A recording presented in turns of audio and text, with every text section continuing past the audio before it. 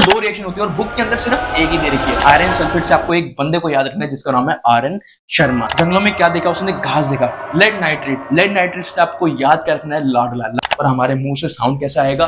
ओए होए होए होए। जब मैं क्लास 10th के अंदर था ना तो भाई मुझे बहुत ज्यादा प्रॉब्लम आती थी केमिकल इक्वेशंस को याद करने में। उस टाइम पर कोई टीचर ऐसा भी नहीं था जिसने भाई कोई शॉर्ट ट्रिक बताई हो जिसकी वजह से आप केमिकल इक्वेशंस को बहुत इजी तरीके से याद कर पाओ। मैं आज की वीडियो में आपके लिए लेके आ गया हूं भाई क्लास 10th का first chapter chemical reaction and equations के जितने भी केमिकल रिएक्शंस है ना उसको आप बहुत ही इजी तरीके से याद कर पाओगे। जिस तरीके से अगर मैं बताऊंगा ना, अगर वो तरीका अपने दिमाग के अंदर आपने बिठा लिया ना तो भाई आपको आज की ही वीडियो के बाद सारी की सारी केमिकल इक्वेशन याद हो जाएगी जो कि फर्स्ट चैप्टर के अंदर है। सबसे पहला हमारा काम जो है, अगर हर इक्वेशंस को आप याद करना चाहते हो ना बहुत इजी तरीके से, तो सबसे पहले आपको ये दो टेबल्स अच्छे से याद हो जानी चाहिए। क्लास 9 के अंदर आपने ये वाला टेबल तो याद कर लिया होगा जिसका नाम था atomic table. First to 20 elements जितने भी हैं सब आपको याद होने चाहिए, उनकी वैलेंसी याद होनी चाहिए और उनका एटॉमिक नंबर याद होना चाहिए। अगर आप सीक्वेंस वाइज याद कर लोगे तो भाई आपको एटॉमिक नंबर याद हो जाएगा, उसकी वजह से आपकी वैलेंसी भी याद हो जाएगी। और सबसे इंपॉर्टेंट जो टेबल था क्लास 9 के अंदर दूसरा, वो ये वाला था जिसके अंदर आपको वो वाले एलिमेंट्स दे रखे हैं जो कि इसके अंदर नहीं है। और इस वाले कॉलम के अंदर आपका पॉलीएटॉमिक आयंस दे रखे हैं। पॉलीएटॉमिक आयंस कौन से होते हैं? अगर ग्रुप ऑफ एटम्स मिलकर एक चार्ज बनाता है उसको हम बोलते हैं पॉलीएटॉमिक आयंस। ये वाले जो आयंस है ना, ये पॉलीएटॉमिक आयंस, ये एक तरीके से पार्टनर्स हैं। किसके पार्टनर्स हैं? मेटल्स के पार्टनर्स हैं। ये हमेशा ना कंपाउंड के पीछे आते हैं और ये इतने इतने फेमस है, मतलब इतने जरूरी है ना कि इसके बिना कोई भी केमिकल इक्वेशन अधूरी है। अगर आपने ये याद कर लिया और ये याद कर लिया तो आपको केमिकल इक्वेशन बहुत इजी तरीके से याद हो सकती है। अब स्टार्ट करते हैं अपनी फर्स्ट इक्वेशन जो कि कौन सी है भाई? मैग्नीशियम वाली। हमारा फर्स्ट टाइप कौन सा है? Combination reaction. कॉम्बिनेशन रिएक्शन के अंदर सबसे पहली जो रिएक्शन होती है वो होती है मैग्नीशियम वाली। और ये बहुत ज्यादा कंफ्यूजिंग रिएक्शन है। क्यों? क्योंकि इसके अंदर ना दो रिएक्शन होती है और बुक के अंदर सिर्फ एक ही दे रखी है। दो रिएक्शन कैसे? कि भाई मैग्नीशियम जो है ना, जब वो रूम टेम्परेचर पे पड़ा होता है, रूम टेम्परेचर मतलब ये अभी जो हमारे आसपास का जो टेम्परेचर होता है उसे हम बोलते हैं रूम टेम्परेचर। जब भी एक मैग्नीशियम रूम टेम्परेचर पे पड़ा होता है ना तो तब भी वो ऑक्सीजन के साथ रिएक्ट कर जाता है। मैग्नीशियम को क्या चाहिए? ऑक्सीजन चाहिए। तो भाई जब वो रूम टेम्परेचर पे पड़ा हुआ है, जब आराम से पड़ा हुआ है, जब इसने कोई मेहनत नहीं करी इसके लिए ऑक्सीजन को पाने के लिए, फिर भी इसको ऑक्सीजन मिल जाती है, इसकी सरफेस के ऊपर आके बैठ जाती है, तो क्या बन जाता है? Magnesium oxide. क्या इसको खुशी होगी भाई? क्यों? क्योंकि इसको ऑक्सीजन चाहिए थी बट इसको बहुत आराम तरीके से मिल गई। आराम तरीके से मतलब इसने कोई हार्ड वर्क नहीं करा ऑक्सीजन को पाने के लिए, तो बहुत सिंपल ही तरीके से इसको ऑक्सीजन मिल गई। तो क्या बन गया? मैग्नीशियम ऑक्साइड बन गया। इतना आपको सबको पता भाई, इधर क्या है? Mg और इधर क्या है? O। तो इधर बनेगा क्या? MgO ही तो बनेगा, मतलब मैग्नीशियम ऑक्साइड ही तो बनेगा। बट आपको ध्यान क्या देना है कि मैग्नीशियम की वैलेंसी कितनी होती है? 2 होती है और ऑक्सीजन की भी कितनी होती है? 2। तो जब हम केमिकल फॉर्मूला बनाएंगे ना तो Mg इधर लिखेंगे और उसके नीचे वैलेंसी लिखेंगे 2 और इधर क्या लिखेंगे? ऑक्सीजन और इसके नीचे लिखेंगे वैलेंसी 2। तो 2 से 2 कैंसिल हो जाती है, इसलिए क्या आता है? MgO। बट जब हम इसको जलाते हैं, अब आपको अगर कोई चीज चाहिए, अगर आपने बहुत ज्यादा मेहनत करी है ना उसके लिए, बहुत ज्यादा हार्ड वर्क करा है, तो आपको बहुत ज्यादा खुशी होती है जब वो चीज मिलती है। उसके बाद आप खुशी भी मनाते हो, एंजॉय भी करते हो। ऐसी भाई मैग्नीशियम है। मैग्नीशियम को क्या चाहिए? ऑक्सीजन चाहिए। अगर इसको जलाएंगे, जब इसको जलाएंगे ना मैग्नीशियम को, तब ये जब ऑक्सीजन मिलेगी, आपको एक चीज का ध्यान रखनी है कि जब भी कोई जलती है ना तो 99% चीजें वो किसके साथ रिएक्ट करती है? ऑक्सीजन के साथ। मतलब इसको मैग्नीशियम को ऑक्सीजन चाहिए थी, आराम से तो मिल रही है ऑक्सीजन, तो इसको कोई खुशी नहीं हुई। पर जब ये जला, मरा, हार्ड वर्क करा, तब इसको क्या मिली? ऑक्सीजन मिली। जब ऑक्सीजन मिली कैसे? हार्ड वर्क करके। तो भाई MgO तो बनेगा ही बनेगा और ये एंजॉय भी तो करेगा, मतलब बम पटाखे भी तो फोड़ेगा। अब जब बम फूटेगा तो भाई क्या निकलेगी? हीट और लाइट निकलेगी। तो भाई ये थी दूसरी रिएक्शन जो कि बुक के अंदर नहीं दे रखी बट इंपॉर्टेंट बहुत ज्यादा है। तो ये था भाई मैग्नीशियम वाली रिएक्शन। अब हम चलते हैं एक और इंपॉर्टेंट कॉम्बिनेशन रिएक्शन जिसके अंदर हम क्या बनाते हैं? White wash. मतलब एक ऐसी चीज बना रहे हैं जिसको दीवार के ऊपर लगाएं और वो पानी को एब्जॉर्ब ना करे। मेन मकसद क्या है? पानी को एब्जॉर्ब नहीं करना हमें। मतलब हमें क्या बनाना है? कैल्शियम हाइड्रोक्साइड बनाना है, जिसके अंदर हमें कुछ ऐसी चीज डालनी पड़ेगी जो कि पानी को एब्जॉर्ब ना करे। अब आप सभी को पता है भाई, जो अपने होते हैं ना, अपने ही क्या करते हैं? नफरत फैलाते हैं, जेलस फील करते हैं भाई, और एक दूसरे को नीचा दिखाते हैं। ऐसे ही भाई कैल्शियम हाइड्रोक्साइड अगर हम बनाएंगे तो इसके अंदर एक ऐसी चीज डालनी है जो कि पानी को एब्जॉर्ब ना करे। तो हम पानी का दुश्मन ही डालेंगे इसके अंदर। और पानी का दुश्मन कौन होता है? हर एक का दुश्मन कौन होता है? अपने ही। मतलब इसके अंदर कोई चीज ऐसी डालनी है जो कि पानी का दुश्मन है। अब पानी का दुश्मन कौन होगा? पानी ही होगा। मतलब जो हम दुकान से लेके आए कैल्शियम ऑक्साइड, जिसे हम क्विक लाइम बोल रहे हैं, उसके अंदर हम क्या डालेंगे? पानी का दुश्मन डालेंगे,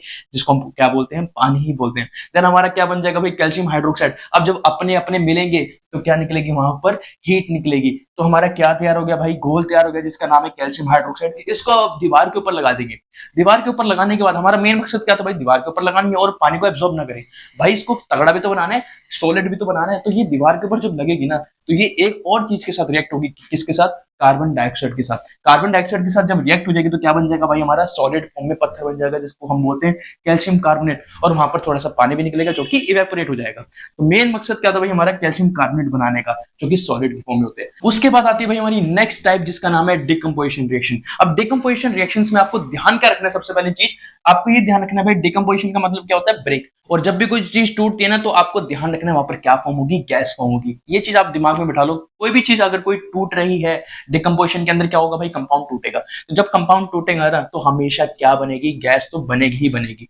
उसके बाद आपको क्या याद रखना है, all the decomposition reaction contains one solid compound and other are gases. मतलब जब भी एक डिकम्पोजिशन रिएक्शन होगी तो वहां पर एक ना एक सॉलिड की फॉर्म में कंपाउंड तो बनेगा ही बनेगा, और उसके अलावा जितनी भी सारी चीजें बनेगी वो सारी की सारी क्या होंगी, गैसेस होंगी। उसके बाद आपको क्या याद रखना है, जितने भी एलिमेंट्स उतने ही प्रोडक्ट बनेंगे। ये क्या याद रखना है, जितने एलिमेंट्स होंगे लेफ्ट की तरफ क्या बनेंगे, प्रोडक्ट बनेंगे। सबसे पहली रिएक्शन क्या है भाई हमारी, फेरस सल्फेट। अब आपको भाई याद रखना है आयरन सल्फेट। ये क्या है, आयरन सल्फेट, जिसे हम फेरस सल्फेट भी बोलते हैं। तो भाई आयरन सल्फेट से आपको एक बंदे को याद रखना है जिसका नाम है आर.एन.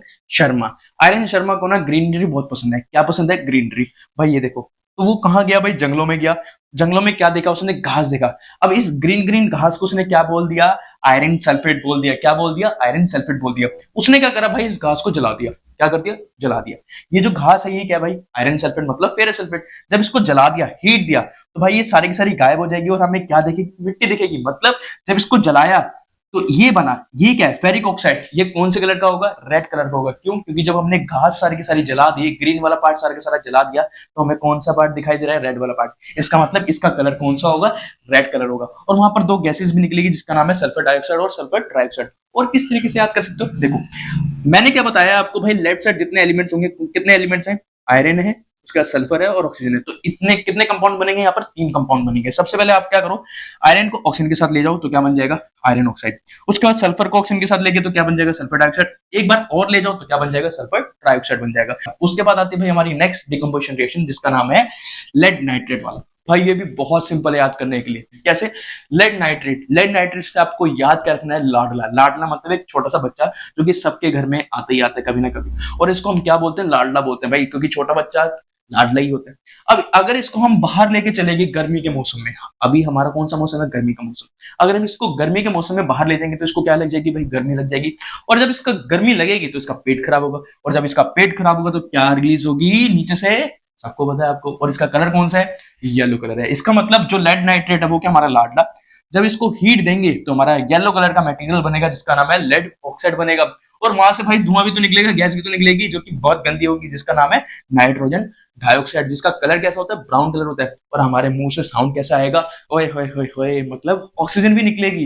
है ना, बहुत सिंपल तरीका याद करने का। उसके बाद आती है भाई हमारी कैल्शियम कार्बोनेट।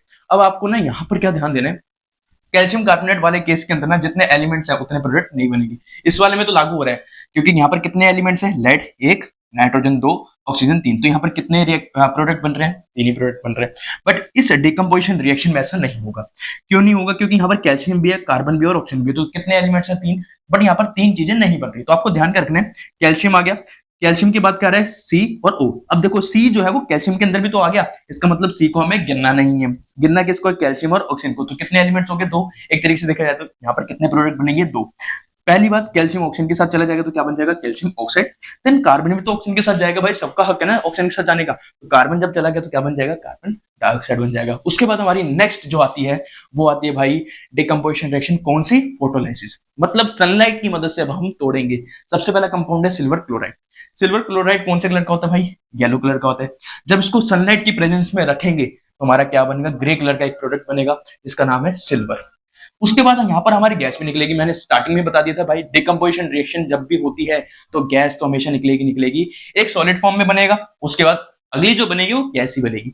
आप सभी को पता है यहाँ पर कौन से 2 कंपाउंड हैं, सिल्वर और क्लोरीन। जब इसको सनलाइट मिलेगी तो दोनों ही अलग अलग बन जाएंगे, मतलब सिल्वर भी बनेगा, क्लोरीन भी बनेगा। मेन यहाँ पर याद करने की तरीका क्या है, मेन आपको याद क्या करना है, क्लोरीन का कलर। अब क्लोरीन का कलर क्या होता है, येलोइश ग्रीन कलर होता है। किस तरीके से याद करो भाई, सनलाइट। सनलाइट से क्या याद आना चाहिए आपको, रेनबो। रेनबो में क्या याद आना चाहिए, विवग्योर। विवग्योर मतलब violet, Indigo, blue, green, yellow, orange. आपको बीच वाले कलर देखना है, कौन से भाई, ग्रीन और येलो। इसका मतलब इसका कलर कैसा होगा, येलोइश ग्रीन कलर होगा। था ना सिंपल तरीका। उसके बाद सिल्वर ब्रोमाइन, सिल्वर ब्रोमाइन भी भाई कौन सी डिकम्पोजिशन रिएक्शन से होती है, सनलाइट वाली से। अब सनलाइट इसके ऊपर गिरेगी तो क्या होगा भाई, सनलाइट जब गिरेगी तो सिल्वर और ब्रोमीन अलग अलग हो जाएगा। सिल्वर का कलर हमने ऊपर ही देख लिया था कौन सा कलर का होता है, ग्रे। अब ब्रोमीन का कलर भाई कैसा होता है, ब्राउन, नाम से पता चल रहा है BR मतलब ब्राउन कलर का, सिंपल था ना। उसके बाद आता है भाई हमारी डिकम्पोजिशन रिएक्शन लास्ट। ये तो बहुत सिंपल है, वाटर को जब हम इलेक्ट्रिसिटी में पास करवाते हैं तो हमारा क्या बनता है, हाइड्रोजन और ऑक्सीजन बनता है। ये तो बहुत सिंपल थी। और इन दोनों का कलर कैसा होता है, कलरलेस। याद करने की कोई झंझट नहीं, क्योंकि दोनों का कलर पता है आपको। उसके बाद आती है भाई हमारे पास डिस्प्लेसमेंट रिएक्शन। ये तो बहुत ईजी है याद करने में, बट इसके कलर याद नहीं होते, वो भी बताता हूं आपको। अब देखो मेन ध्यान क्या रखना है, all the displacement reaction contains one compound and one element. सबको पता है यहाँ पर एक सिंगल बंदा होगा और यहाँ पर कपल होगा। कपल का मतलब कंपाउंड, कंपाउंड में क्या होगा भाई, एक मेटल होगा आगे वाला और पीछे वाला नॉन मेटल या फिर पॉलीएटॉमिक आयन मतलब पार्टनर्स। यहाँ पर क्या है, पॉलीएटॉमिक आयन जिसको हम पार्टनर्स बोलते हैं। तो अब ये देखो आयरन जो है ना वो इस पार्टनर के साथ जाना चाहता है, मतलब कॉपर के साथ जो बैठा हुआ है ना सल्फेट, उसके साथ जाना चाहता है। अब आयरन कब सल्फेट के साथ जाएगा, जब आयरन आयरन कॉपर से ज्यादा रिएक्टिव होगा, मतलब ज्यादा स्ट्रॉन्ग होगा, तभी तो आयरन इसको हटा पाएगा। तो भाई आयरन हटा देता है, क्योंकि रिएक्टिविटी सीरीज के अंदर आयरन ऊपर आता है, मतलब ज्यादा रिएक्टिव है। तो आयरन ने कॉपर को हटा दिया तो क्या बन जाएगा, आयरन सल्फेट, और कॉपर हमारा अकेला रह जाएगा। अब बात आती है कलर की। आयरन का कलर आपको सबको पता है भाई, ग्रे कलर का होता है। मेन याद करने का कलर कौन सा भाई, कॉपर सल्फेट। कॉपर सल्फेट का कलर कौन सा होता है, ब्लू। याद कैसे करें, मैंने आपको पीछे ना एक नाम बताया था एक लड़के का जिसका नाम था आयरन सल्फेट, मतलब आयरन शर्मा, जो कि ग्रीन कलर की एक चीज देखता है, ग्रीन कलर की एक चीज देखता है जिसको वो क्या बोलता है, घास। घास मतलब फेरस सल्फेट, कंपेयर कर रहा था ना घास को। अब भाई आयरन का दूसरा दोस्त आता है भाई कौन, कॉपर सल्फेट, मतलब क्यूट शर्मा। उसका नाम क्या है, क्यूट शर्मा। क्या नाम है भाई, क्यूट शर्मा। क्यों क्यूट शर्मा नाम है, क्योंकि उसका जो कलर है ना वो काला है, वो आगे बताऊंगा आपको। मेन आपको याद कर रखना है, आयरन शर्मा का एक दोस्त है जिसका नाम है क्यूट शर्मा। अब भाई आयरन शर्मा को ग्रीनरी पसंद थी। अब ऐसे ही आयरन शर्मा का जो दोस्त है जिसका नाम है क्यूट शर्मा, उसको भाई पानी पसंद है। पानी का कलर कौन सा होता है, ब्लू। याद हो गया ना। तो कॉपर सल्फेट का कलर कैसा होगा, ब्लू।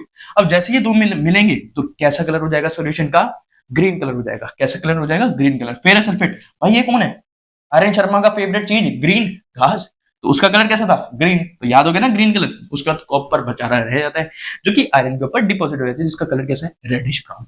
था ना सिंपल। उसके बाद आती है भाई हमारी नेक्स्ट डिस्प्लेसमेंट रिएक्शन, जो कि है ये दोनों। ये तो बहुत सिंपल है। जिंक क्या करेगा, हाइड्रोजन को रिप्लेस कर देगा, तो क्या बन जाएगा, जिंक क्लोराइड। और हाइड्रोजन यहाँ पर अकेला रह जाएगा। आपने देखा क्या कि HCl यहाँ पर कोई 2 नहीं लग रहा, जिंक के साथ क्लोरीन के साथ 2 लग रहा है। ऐसा क्यों, क्योंकि भाई वैलेंसी वही पहला पेज मैंने बताया था ना, जिंक की वैलेंसी कितनी होती है 2 और हाइड्रोजन की कितनी होती है 1। तो यहाँ पर क्लोरीन के भी 1 होते हैं, तो यहाँ पर 1 1 कैंसिल हो जाता है, तो क्या आ जाता है HCl। बट जिंक की 2 होती है, तो भाई जब हम जिंक क्लोराइड बनाएंगे तो Zn2 नीचे Cl की 1, तो Zn किसके साथ जाएगा, 1 के साथ, और Cl किसके साथ जाएगा, 2 के साथ। तो क्या बन जाएगा, ZnCl2।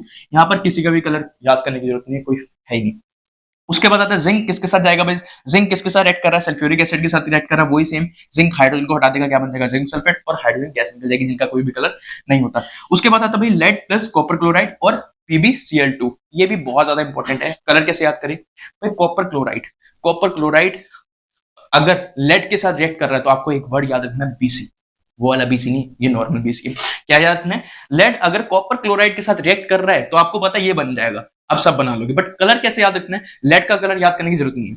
मेन याद करो भाई इस कॉपर क्लोराइड का कलर। आपको BC याद आया, BC। B से क्या हो जाएगा, ब्लू कलर, और C से क्या हो जाएगा, कलरलेस। मतलब इसका कलर कैसा है भाई, ब्लू, और इसका कलर कैसा होगा, कलरलेस। और कॉपर का कलर तो हमने पीछे ही देख लिया, रेडिश ब्राउन कलर, है ना। था ना सिंपल। तो भाई जब भी लेड और कॉपर क्लोराइड रिएक्ट हो तो आपको एक वर्ड याद रखना है, BC। क्योंकि किसी को जलस हो रही है इसलिए वो BC बोल रहा है, मतलब बहुत क्यूट, ठीक है, वो मत ध्यान देना। तो BC मतलब इसका कलर ब्लू और इसका कलर कलरलेस। उसके बाद आती है भाई हमारी नेक्स्ट डिस्प्लेसमेंट रिएक्शन, जो कि बहुत ज्यादा इंपॉर्टेंट है, कॉपर ऑक्साइड प्लस हाइड्रोजन। अब हाइड्रोजन किसके साथ चला जाएगा, ऑक्सीजन के साथ, तो क्या बन जाएगा, वाटर, और कॉपर हमारा अकेला रह जाएगा। अब मेन याद क्या करना है भाई, कॉपर ऑक्साइड का कलर। इसका कलर, कॉपर ऑक्साइड का कलर। मैंने अभी आपको बताया था आयरन शर्मा का एक दोस्त था जिसका नाम क्या था, क्यूट शर्मा। क्यूट शर्मा जो था उसको ब्लू कलर से बहुत प्यार था, मतलब पानी से प्यार था, इसलिए पानी का कलर कैसा था, ब्लू। तो कॉपर सल्फेट का कलर भी कैसा हो गया, ब्लू। अब जो क्यूट शर्मा था ना उसका कलर भाई काला था, खुद तो वो काला है।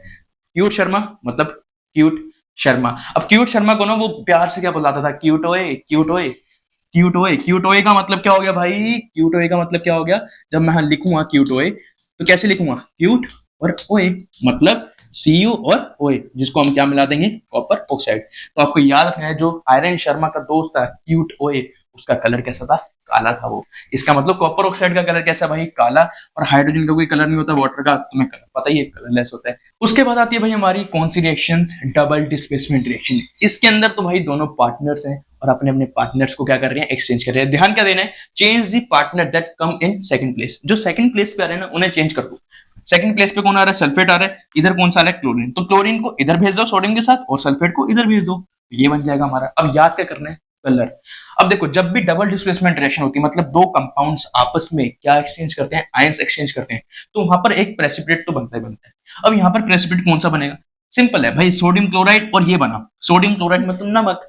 जब आप पानी के अंदर नमक डालती हो तो क्या नमक घुल जाता है, बिल्कुल घुल जाता है। मतलब ये प्रेसिपिटेट नहीं हो सकता, क्योंकि प्रेसिपिटेट घुलता नहीं है। इसका मतलब बचा कौन सा, बेरियम सल्फेट, जो कि एक प्रेसिपिटेट होता है। कौन से कलर का होता है भाई, व्हाइट कलर का प्रेसिपिटेट होता है। ठीक है, ये आपको याद रखना है। और सबसे इंपॉर्टेंट याद क्या करना है भाई आपको, ये वाली रिएक्शन डबल डिस्प्लेसमेंट, क्योंकि यहाँ पर जो प्रेसिपिटेट बन रहा है ना, वो थोड़ा डिफरेंट कलर का बन रहा है। कौन से कलर का बन रहा है आपको दिखाता हूँ। देखो यहाँ पर क्या भाई, लेड नाइट्रेट। लेड नाइट्रेट किसके साथ रिएक्ट हो रहा है, पोटेशियम आयोडाइड के साथ। वही सेम सेकंड पार्टनर कौन सा है, आयोडाइड। यहाँ पर क्या है, नाइट्रेट। तो नाइट्रेट किसके साथ चला जाएगा, पोटेशियम के साथ, तो क्या बन जाएगा, पोटेशियम नाइट्रेट। और आयोडाइड किसके साथ चला जाएगा, लेड के साथ, तो क्या बन जाएगा, लेड आयोडाइड। तो यहाँ पर जो कलर होता है वो किसका होता है, लेड आयोडाइड का। कैसा कलर होता है भाई, येलो कलर होता है। ये याद रखना बहुत ज्यादा इंपॉर्टेंट है। ठीक है, उसके बाद हमारी रिएक्शंस, हमारे चैप्टर यहीं पर ही खत्म हो जाता है भाई। जितने भी केमिकल रिएक्शंस थी मैंने आपको सब बता दी, और बहुत आसानी तरीके से याद करने का तरीका बताया। याद कर लेना स्टार्टिंग से, अगर आपने एंडिंग तक वीडियो देखी है तो आपको सारी की सारी केमिकल इक्वेशंस याद होगी, ये मेरी गारंटी। अगर वीडियो अच्छी लगी तो लाइक करना मत भूलना। और भाई अगर चाहते हो ऐसी ऐसी चीजें और देखना, शॉर्ट ट्रिक्स और बहुत सारी चीजें इस चैनल के ऊपर आने वाली, तो भाई चैनल को सब्सक्राइब जरूर कर लेना और दोस्तों के साथ शेयर जरूर कर देना।